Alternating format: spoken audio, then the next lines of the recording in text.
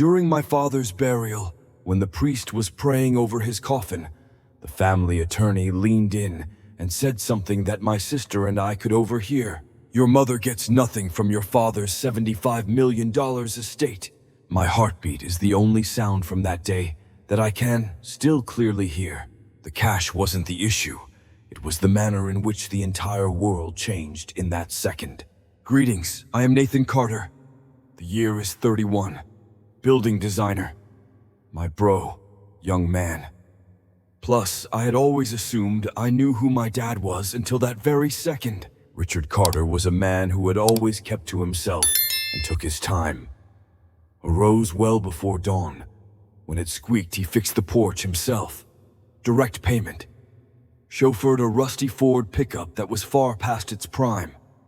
Using his own hands, he constructed our home. Although he was reticent to speak, his words had an enduring impact.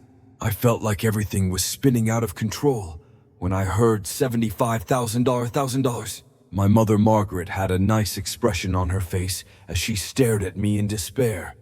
She was unaware. I had a feeling. What about my sister, Elena? She seems unfazed. She seemed remarkably unfazed by the situation, as if this were completely old news to her. I was gasping for air. To be clear, we were never the type of family to broach the subject of finances.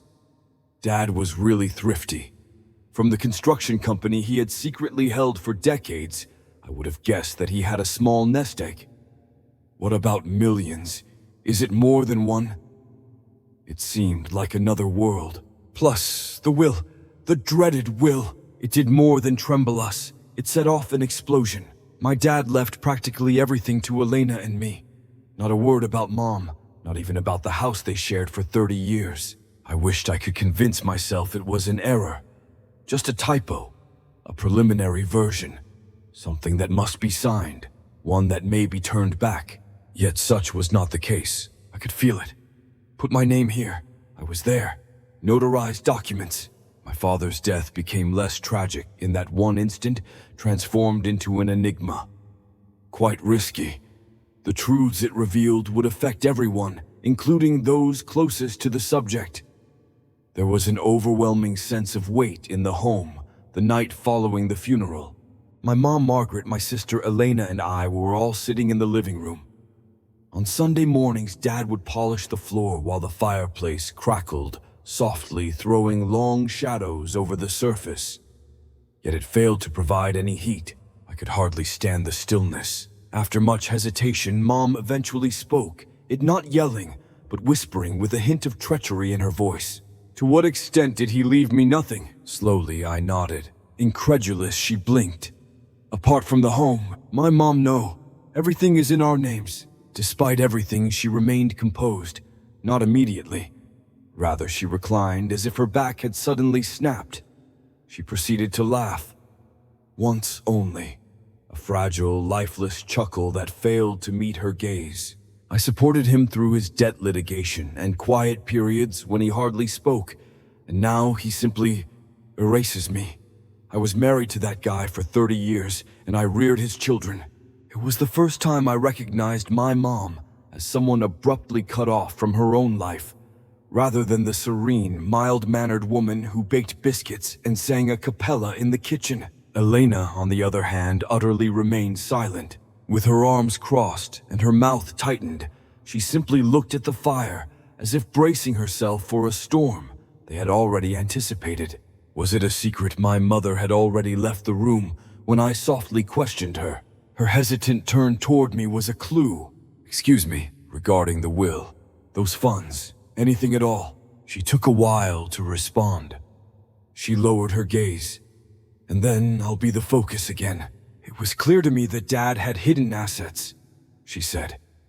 Last year, he accompanied me on a vacation, then on to Miami and perhaps other locations. When we were younger, he would never have arranged our accommodations. The things he told me were true. Concerning financial records, financial assets, on the subject of not having faith in everyone.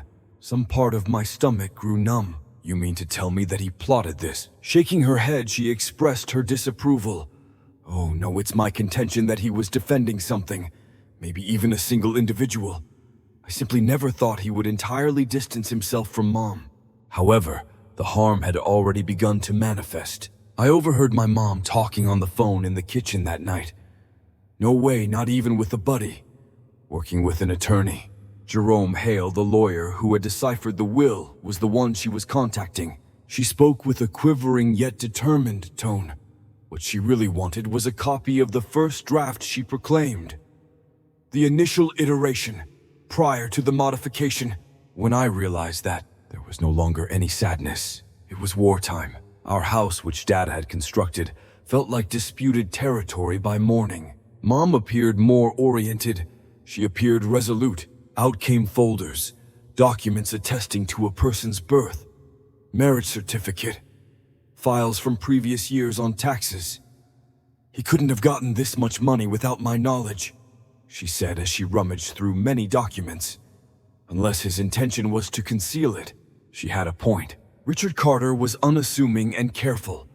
The $75 million didn't appear out of nowhere. Its construction was done by him, in silence, on purpose, and it seems he concealed it. It was seen a betrayal by Mom. I referred to it as a secret, a long-lost secret that we had only just begun to reveal. Elena referred to it by a different name. Dad didn't believe in emotional decisions, she stated with a hint of anger while having breakfast. He could have felt this was cleaner, though. Safer. Legal. That in no way constitutes treachery. Do you intend to defend this? I lost my temper. I'm attempting to comprehend it. Well, give it your all, Elena. Mom said, her voice quivering.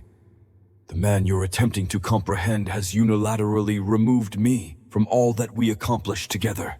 The subsequent hush was the type of stillness that refuses to depart, the sort that dabs into furniture and dangles from walls.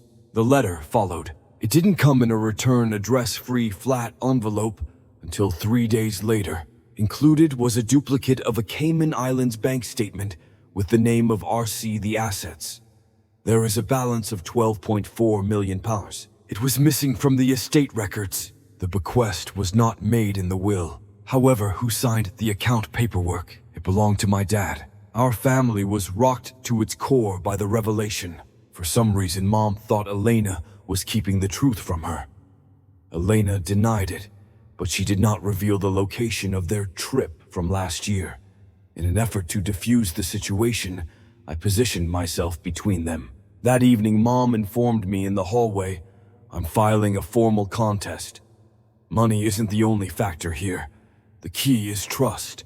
I will take your father to court to prove that he deceived me. I won't dispute it. No, not entirely. For the simple reason that I had lost all faith in anyone, I began perusing Dad's old PC in his study, which included his emails. An exception stuck out. No one ever sent the draft. Assisting Nathan Carter. My departure will cause a... If you're reading this, then I didn't get to explain it in time. Just know what I built wasn't just for wealth. It was to protect you. All of you. Even if you don't see it yet. For what seemed like an eternity, I gazed at the television. He hadn't only departed. His unanswered inquiries might lead to the demise of our remaining unity. Unless we exercised caution, we were careless as well. It took 2 weeks after the funeral for the petition to be submitted. Case of Margaret Carter, Richard A. Carter's estate. It was now a formality. Legal. General population. Cold. For some reason, the suit I was wearing to the first hearing felt too stiff for the guy I once was. As I sat down next to my mom, I noticed the judge's expressionless scan of the motion. With her back straight and her expression inscrutable, Elena's attorney sat across from her in the courtroom. There was a heavy air of polished wood and ancient paper in the room, but what really weighed us down was the weight of our unspoken agreements. Mom claimed Dad wasn't mentally competent to sign the will and that he was coerced into doing so. Contrary to what Elena's lawyer had said, Richard Carter was fully conscious and capable right up to the day he passed away. A continuance was ordered by the judge. Our sorrow transformed into paperwork in an instant. Funds deposited, the process of discovery, as well as news articles. Our family's reputation was brought to light 3 days later. Modest builder's $75 million bequest leaves wife suing her own children. An old photo of Dad beaming beside the frame of the house he constructed for us in '98, wearing his work boots and carrying a hammer over his shoulder, appeared with the piece. A neighbor's statement appears underneath it. There was no one on the neighborhood who was more modest than Rick. He was sitting on millions of dollars, and we had no clue. Nobody here did it. Reporters began to circle the area. There was a camera van outside the home, non-stop for 2 days. A message with the words, "Just in case you want to share your side." And a microphone ended up in Mom's mailbox. Void of speech, she hurled it into the garbage. Leaks, however, were far worse than the press. Members of the press gained access to some of the estate papers in a matter of days. Shell businesses were located by them, assets located in Arizona and Utah. The RAC Enterprises offshore trust accounts are associated with the Colorado real estate investment business. New information kept piling on, and we weren't sure how to put out the fire. More and more, Mom grew adamant. Words like bitter widow and disgruntled wife in the headlines only served to hone her determination. What about Elena? She persisted in separating from him. Someone texted her, "Are you in good form?" For 1 whole day she remained soned. And lastly, just what is okay? Hidden from the press and attorneys, we met up. Fatigue had set in. Pale, residing under the burden of an unspoken statement. "I had no idea about the properties," she said, agitating her coffee without actually drinking it. However, it was clear to me that he had some plans. On one side, I stooped.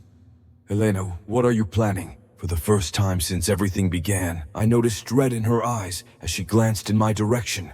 People didn't trust Dad. Yes, not even Mom. Screaming was on my mind. My only action was to inquire, "What?" Elena gulped violently. He said that she would occasionally check his mail. Check his messages. To clarify whatever she didn't get, just ask her questions. Averting my gaze, I ducked. "Do you really think she was concerned? She desired control, you know. That rested between us like a live bullet, at home." Mom was getting ready for round 2. The forensic accountants she engaged were looking into it thoroughly, more thoroughly than I had anticipated. At that point, Travis Monroe was located, his father's previous business associate. This individual was completely unknown to us until he was linked to a Nevada contracting firm that went bankrupt due to allegations of tax evasion and money laundering. Although there were some similarities, there was no concrete evidence connecting Dad to any wrongdoing. Legal documents, funds sent by wire, interacted on a date 3 years prior. It was that Mom used. His secret was obvious to him. I was excluded because of that. He believed that if I were to be written in, I would reveal all. When the following court date rolled around, the tensions flared up. Mom said Elena was collaborating, while Elena called Mom paranoid. And so it went. Where am I then? I did nothing as I stood there. News outlets descended onto the courtroom following the proceedings. "Do you think someone changed the will? Do you know where your sister is keeping her money? How much did your father truly cost?" "No," I said, "just couldn't." I sat at Dad's old office that night. The chair's squeak remained unchanged. There was still a strong cedar aroma. However, the man who had previously lived here, he was no longer a part of my life. He had bequeathed more than just a tidy sum. He had dropped a minefield. The influx of emails persisted. Thread, alternate trustee, disclosed that he had contemplated appointing a third party outside the family as agent, a San Diego financial counselor by the name of Stephen Lorne. The offshore accounts seemed to have been set up with his assistance. He was hauled in for deposition by his mother. He seemed at ease, slick. Someone who could grin while hiding secrets behind stacks of paperwork. His response was incisive when asked about Margaret's exclusion from the estate. "Dear Mr." As far as Carter was concerned, his wife lacked the temperament necessary to handle intricate financial matters. I was afraid Margaret might crack her own fingers from the tight grip she had on her hands. My phone was constantly ringing throughout the weeks that followed. Someone from high school wanted to catch up all of a sudden. Donations were requested in honor of your father's legacy through handwritten letters delivered by charities. One even went so far as to provide a pre-engraved plaque. I felt nauseous. There was no longer any sadness. A sight to behold. Elena pretended to be impartial, but her silence betrayed her true feelings. Oh, and Mom, she was totally changing. She lost her once defining warmth and became as cold as steel. She made statements like, "I will get justice even if it means destroying this entire place." And to be completely candid, I came to trust her. The most unfortunate event, however, occurred when a local newscaster appeared at the courts armed with an unsigned duplicate of the second will, one that included Margaret Carter as a co-beneficiary. The one who dumped her was 6 months prior to this one. It was genuine ink. Was it the signature almost the same, but not quite? Nothing came up in the forensics. The court said it couldn't be used. Still, even a shred of uncertainty was enough to reawaken scars that not even a judge could heal. A domino effect occurred. Following an altercation involving Dad's old safe, Mom took legal action by restraining Elena. Elena vacated the town. I ceased returning phone calls completely. I used to believe that being sad would be the hardest thing about losing my dad. There was an error on my part. Worst thing was coming to terms with the fact that I'd never truly knew him, and that whatever mark he made in the world, money wasn't there. It was debris. As ChatGPT put it, it was a jam-packed courtroom, with their cameras concealed but their gaze fixed, reporters queued up around the rear wall. Sitting rigidly along the benches, acquaintances of the family avoided eye contact. That morning, even the judge appeared weighted, as if he sensed that the impending proceedings were about more than simply another estate dispute. They hinted at something more profound. The Messier man. All of us were once again dressed in all black, for battle, not for funerals. First to the stand was Margaret Carter, who happens to be my mother. Stiffening her back and gripping a tissue that she hadn't used yet, she strode ahead, her heels resonating on the shiny floor. And she swore, sat, looked straight forward. Her position as a mother, wife, and partner in Richard Carter's life, as well as her memories and marriage, were the first subjects of the gentle interrogation. A decent chap, she remarked. Dependable, quiet. We avoided discussing money like the plague, but I always assumed it was simply his style. Leaning closer, the lawyer spoke. Were his financial records ever made available to you by him? No. Are you inquiring? Only once. At most, I'd say twice. He reassured me. You don't need to worry about that stuff, Mags. Therefore, I chose not to. She hesitated. There was a little dip in her voice. Once upon a time, I really wanted to have. A sense of calm pervaded the chamber. Every chair squeaked and groaned. Were you aware of the offshore accounts? Oh no. Neither the Utah properties nor the fact that he retained any ownership interest in Monroe development were even on my radar. It was a reporter who told me. How did that affect you emotionally? Mom first remained silent. She fought back a tear as she continued, as if time had erased me. Her gaze landed on the judge. Your Honor, I deeply cared about my spouse. I just can't believe a man who said he would marry me and start a family would die without ever answering my questions. I was gasping for air as she descended. After that, Elena was contacted. She appeared composed, just like before. She looked much older than 27 years old, in her navy blue suit, and with her hair pulled back in a tidy bun. Her formerly reassuring self-assurance now seemed more like armor as she made her way to the witness stand. She opened gradually with her attorney. Have you ever heard your dad worry that your mom won't be able to manage big checks? Elena. She paused. She answered, yes, at last. It wasn't that he didn't think she was smart, though. She freaked out, he claimed, that she acted irrationally when rational thought was required. And what was his desire? He yearned for a steady hand. All people. Protecting people, he added, sometimes meant excluding them. Perched across the room, I beheld the face of my mother crumble. Her jaw clenched, and her breathing became rapid and shallow. No flinching from Elena. A more determined prosecutor advanced to the stand. "Did you know that your father had investments abroad?" "Elena, I knew he was spreading his investments around." "Is it true that he instructed you not to tell your mom about it?" Moment of silence. "Yes." Everyone in the room let out a gasp. Leaning closer, the attorney spoke. "Are you of the opinion that your father modified the will when he was mentally competent?" "The answer is yes." "Is he loved your mom, in your opinion?" Elena briefly shut her eyes. "Even though it hurt, I think he believed he was doing the right thing." For the second time, nobody spoke. Afterwards, the judge summoned me. Not a single item had been planned. My intention was not to provide a testimony. However, you do not remain silent when your name is spoken into a microphone in the presence of your enraged relatives. I swore at the altar. "Lie down." The perspiration on my knuckles had begun. "Dear Mr. Tell me about your dad, Carter." Slowly, the words slipped out. "He was exacting. Private. Nice, but difficult to pin down.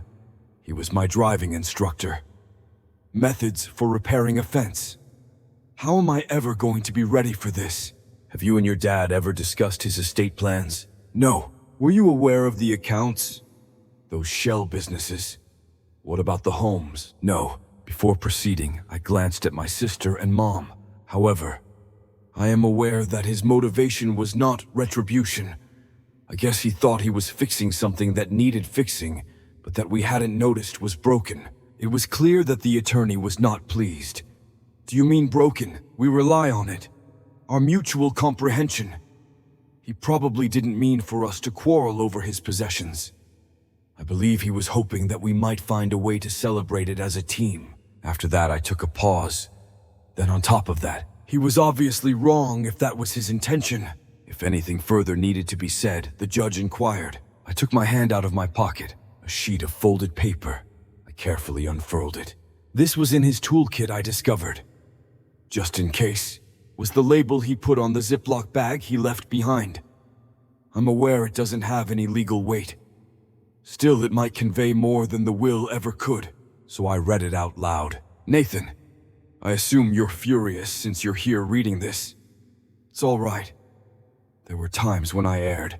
Since I was unable to articulate my needs verbally, I often made decisions in private. My creation wasn't made with ego in mind. Alternatively, authority. So you could live lighter than I did. It was to give you and Elena something substantial.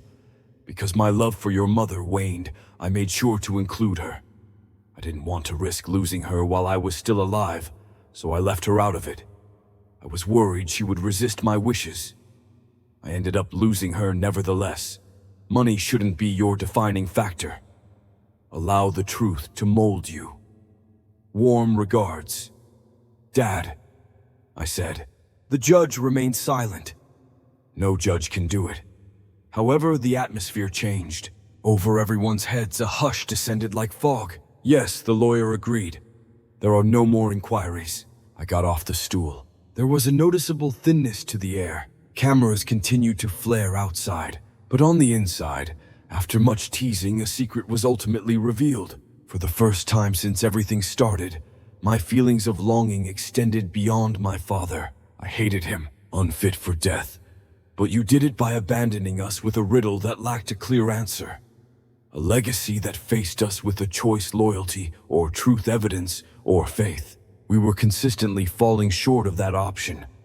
A guy who didn't belong in the courtroom quietly appeared 2 days after the hearing, just when we believed the chamber had shown every potential crack. He stood at an average height, had gray hair on the sides of his face, and wore a plain blue suit with wire-rimmed spectacles.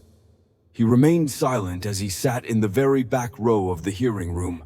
Our family attorney, Mr. Hale, was presented with an envelope by the judge after the court had recessed for the day. In his opinion, the man's time had come.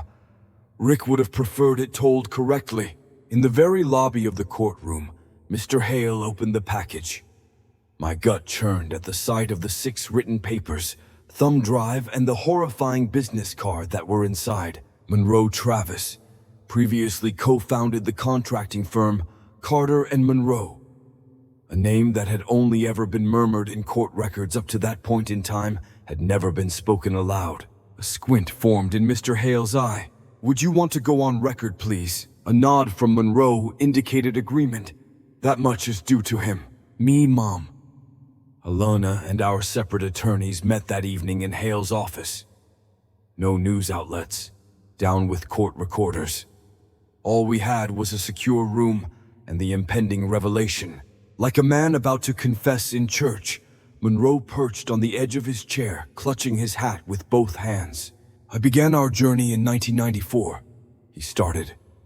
We were both struggling construction workers, coordinated on a goal, launched a business, presented by Carter and Monroe. The plan all along was for it to be 50-50. A downward glance escaped him, however, as time went on.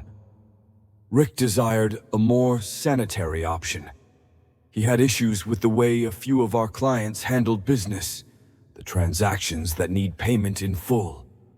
Assurances are conveyed through the handshake, especially when investigations into some of those clients began.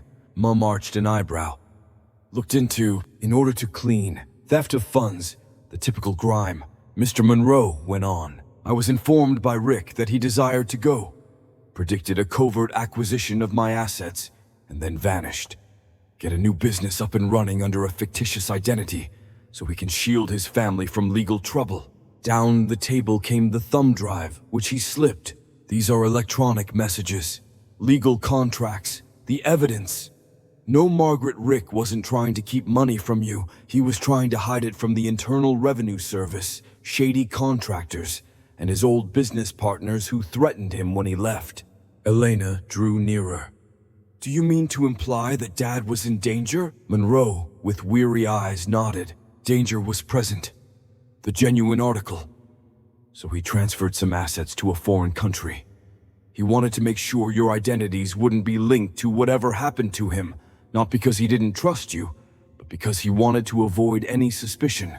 A leaden stillness descended upon the chamber, like a thick drape. Mum said softly as she gazed at him. "Subsequently, I wonder why he kept quiet." "To put it lightly, because he didn't think you'd understand," Monroe explained. "You were adored by Rick. However, he was also aware that you had a binary worldview. The gray was his home. I barely caught a glimpse of Mom's wince, but she remained silent thereafter." Mr. Hale accessed the encrypted folder by opening the file on the thumb drive. Included in the contents were financial statements, agreements, notes, and a letter to Monroe that was dated 2 months before to Dad's passing. "Do not allow them to fear the worst in the event that anything were to happen to me," it read. "Just be honest. You name it. No matter the cost to the illusion I painstakingly tended to." That sentence slammed me. It was an illusion, and that was just what we had been holding to. An unassuming guy who carries about a toolbox and wears weathered boots. On Sundays, he cooked burgers and avoided lengthy remarks in favor of non-specific nods. But below it all, there was another person, one who was opposed by others, retained information. We were unprepared for the shadow existence. It was clear that Mom was destroyed.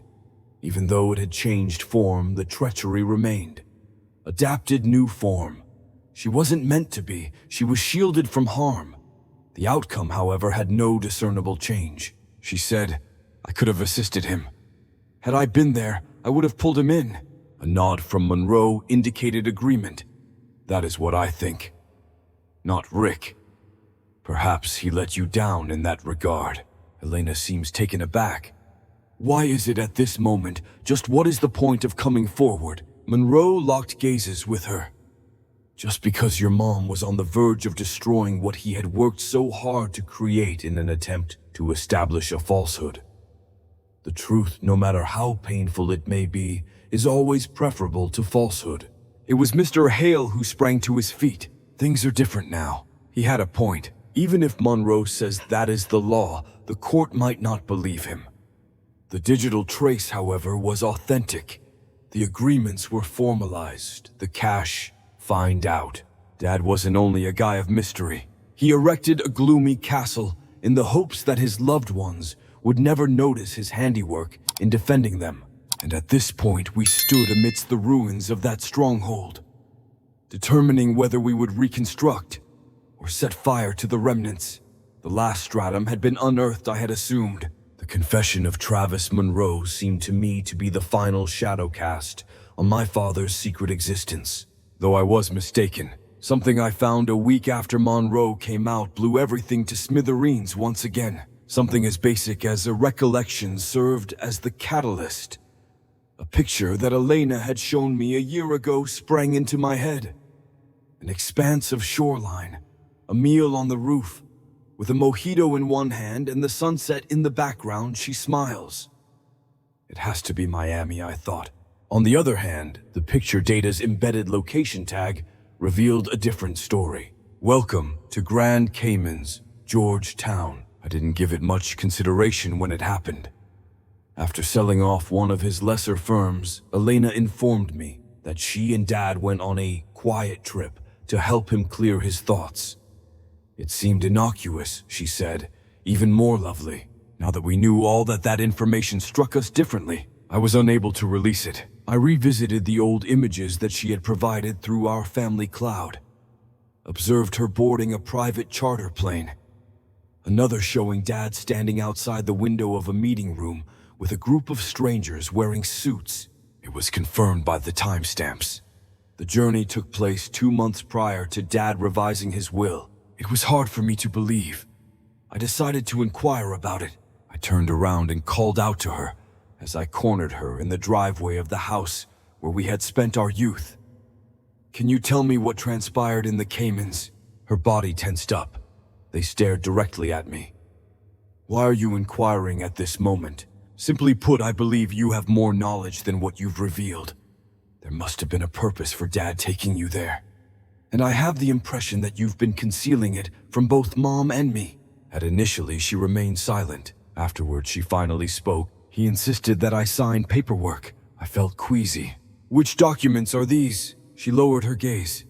She became quite quiet. Belief develops. Forms of authorization. In the event that anything were to happen, he wanted a reliable individual to be named as a secondary beneficiary and executor. Every step was within the bounds of jurisdiction. However, though, he sealed my lips in secrecy. Elena, you're more than simply an observer. You're actively involved. Why remain silent? Because it had nothing to do with money, she said. The main concern was safety. With all of it, Dad didn't trust attorneys. He had doubts about you handling it. Not because he didn't care about you. He just finds you overly inquisitive and slow to make up your mind. He had to do something. I handed it to him. Words failed me. Are you aware of the impression that gives off? Unfazed, she continued.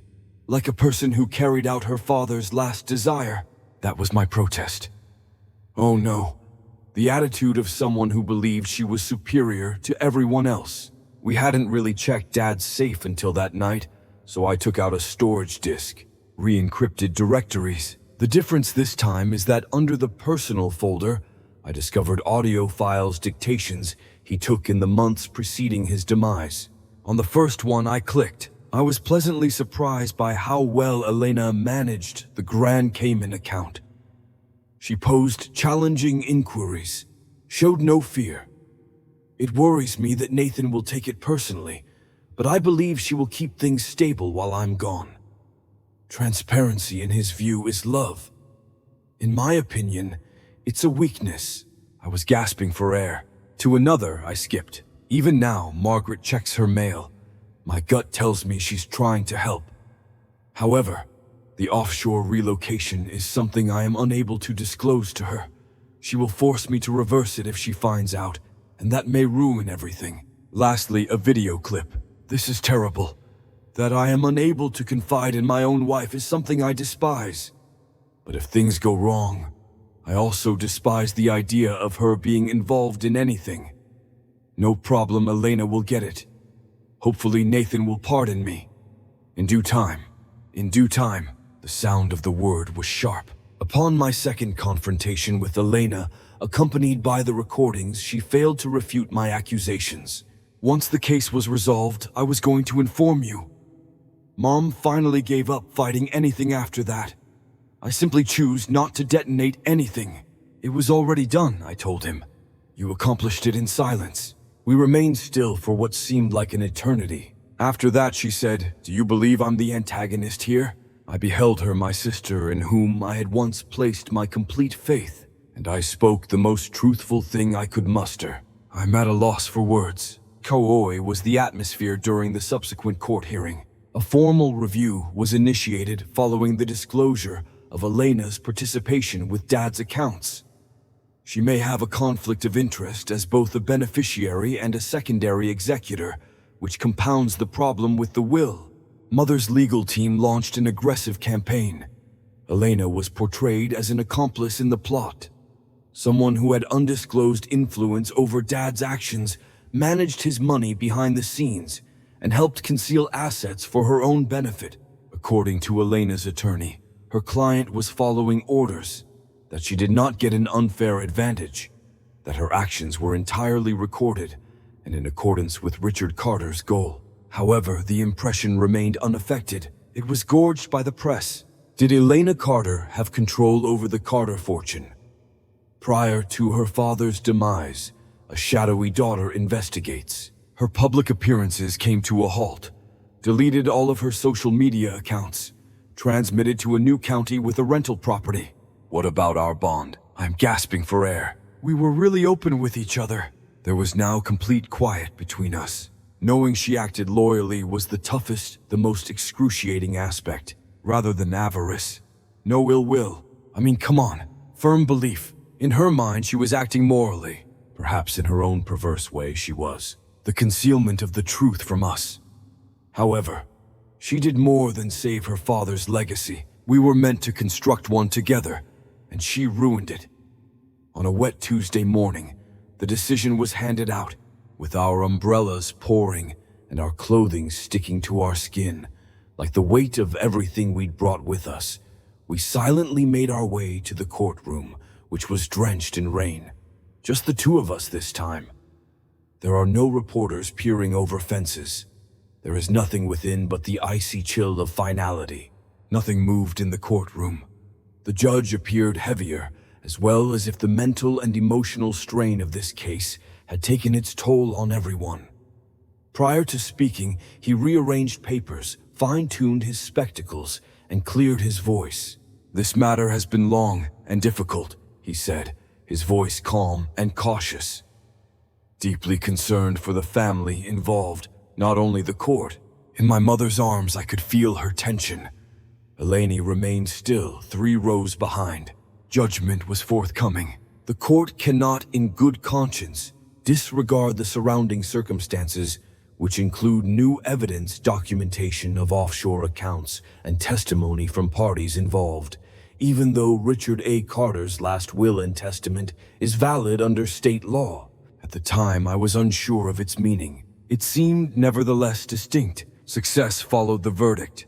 The original division of the estate is hereby revoked. A pulse. Here is the distribution of assets as ordered by the court. He enumerated it in detail. My mother, Margaret Carter, would get 1/4 of the estate, which includes any assets, real estate businesses, and offshore accounts that have been verified and incorporated into probate. Not just as a tribute to her marriage, but also to the 30 years of emotional and domestic work that went unbenchmarked. Breathing became difficult for her. Despite everything, she remained composed, simply lowering her head. She allowed herself to breathe out. Under Elena's supervision, a sizable amount would remain in her possession. Nearly 20% of her bequest would be held in a controlled trust, with access restricted to circumstances pertaining to openness, financial reporting, and the effect on charity. Something moved in the room. Discipline instead, however, limits. What about me? There was another throat clearing by the judge. Nathan Carter has been designated as the manager of the family trust and overseer of the estate. He is responsible for making sure that everyone gets what they deserve and following the court's distribution orders. I went completely still. He went on to say, This role is both legal and personal. Along with emotional maturity, it demands fiduciary responsibility. I felt as if I had been sucked dry. It was not an incentive. It was a weight to bear, quite a weight. A gracious offer, quite a task. The judge then halted the proceedings as he was going to adjourn. Gripped his eyes, observed us. "Your grief cannot be resolved in this courtroom," he whispered. Misunderstanding, silence, and secrecy that have persisted for years will not be healed by this. One last document was what he took up. However, the court is of the belief that recovery is achievable. He displayed a letter ostensibly sent in secret by Mr. Hale. It originated with my dad, excluded from the bequest, not affiliated with the trust. A simple message written on the ancient typewriter he kept in the garage, and with his signature and the date. "Whoever gets their hands on this," it read, "leaving a family that isn't sure of itself, is my sole regret. My life's work will be in vain if we can't mend your broken hearts." The judge then imposed one further requirement. Family therapy as ordered by the court. 6 sessions are required. All at once, not a single attorney. Absence of media. There will be no justification. No one responded first. Finally, I saw a change in my mom's expression as time went on. Rather than a fight, not wrath. Simply put, exhaustion is making room for hope. On our way out, Elena finally caught my gaze after weeks of ignoring her. A smile eluded her. However, she gave a little nod for approval. It wasn't big, very little. However, in our language, which was developed prior to the use of secrets and signatures, that was crucial. The downpour has ceased outside. We left the courthouse without ducking or squirming, in fear of the sky, which was a first. As ChatGPT put it, awkwardness ensued at the outset of the therapy sessions. There were tissue boxes arranged in every corner of the beige office where we were sitting. Progress over perfection was written on a whiteboard, and although nobody wanted to be there, nobody wanted to go either.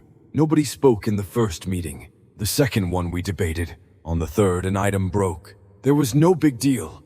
No problems. Absent yelling admissions. For an instant, when my mom paused in the middle of a conversation and whispered, it was the silence that made me furious more than the money. I couldn't shake that. For some reason, we kept thinking the wound had anything to do with the will, the books, the bequest. However, the true anguish never sprang from figures. It dealt with the concept of being unaware. As we continued to investigate this fact further, insights emerged. Even well-intentioned secrets can lead to negative consequences, as we discovered. Not because he was unkind, but because he mistakenly believed that remaining silent was a sign of strength. My father kept his true feelings, anxieties, and ambitions hidden. The act of protecting us from harm constituted an expression of love. It wasn't true. Absence of openness in love breeds estrangement. Distrust develops when distance is not addressed. Trust isn't established by delivering good news. It is established by enduring difficult realities side by side. Assuming love meant understanding, and understanding meant agreement, we operated for a long time like other families. However, our foundation's fragility was brought to light as the hurricane made landfall. We faced the patterns we had never questioned in those therapy chairs. Even if everything else seemed uncertain, Mom needed control. The tendency for Elena to bear her responsibilities alone, as if she were certain that no one else could. My default mode is to take a middle ground position, expecting that harmony will resolve the issues that dialogue evaded. We even began to unlearn those positions. Inheritance and legacy are defined differently, which we also discovered. At one point, the $75 million windfall felt like a legal enchantment. Eventually, though, it served as a tool for the sake of purpose, not of power. We choose to make something collaborative, without feeling guilty, without regard to public relations. Regarding the matter of healing, though, in order to help underprivileged youths get a head start in the construction, architectural and technical fields, we set up the Richard A. Carter Foundation. College was never an option for Dad. However, he used his hands to construct things. Many houses were constructed by him. Security was his creation. And some part of that complicated, reclusive man wished that others may have that opportunity as well. We always keep in mind that my dad was trying to tell us something, even while he was silent whenever we meet a kid who received one of those scholarships. Here we assist him in completing the phrase. However, this may have been the most important takeaway. Breakups may happen to any family.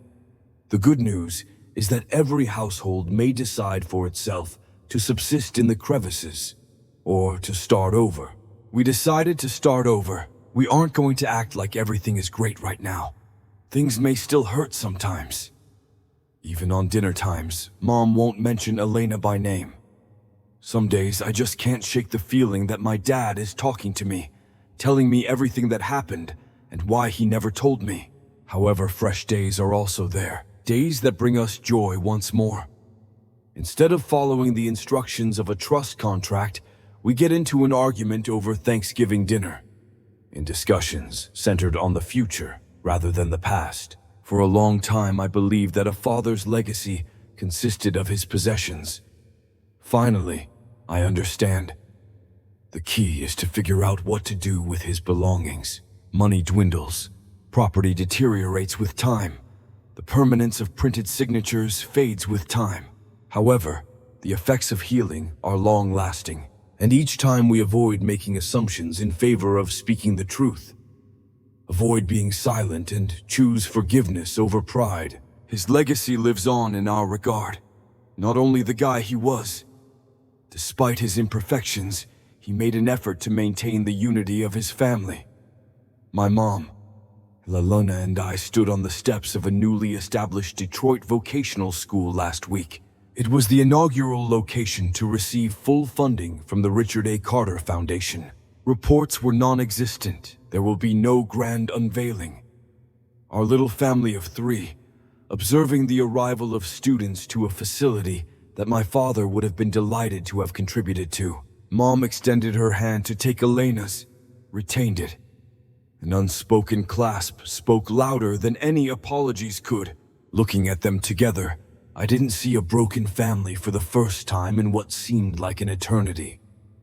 A fresh form emerged before me, flawed yet forthright. Somewhat wounded, but getting better. On our way out, Elena wanted to know whether we could have lunch. Our little trio, as we once did. My mom beamed. I would prefer that. Not everything was fixed. Scars remain on our bodies.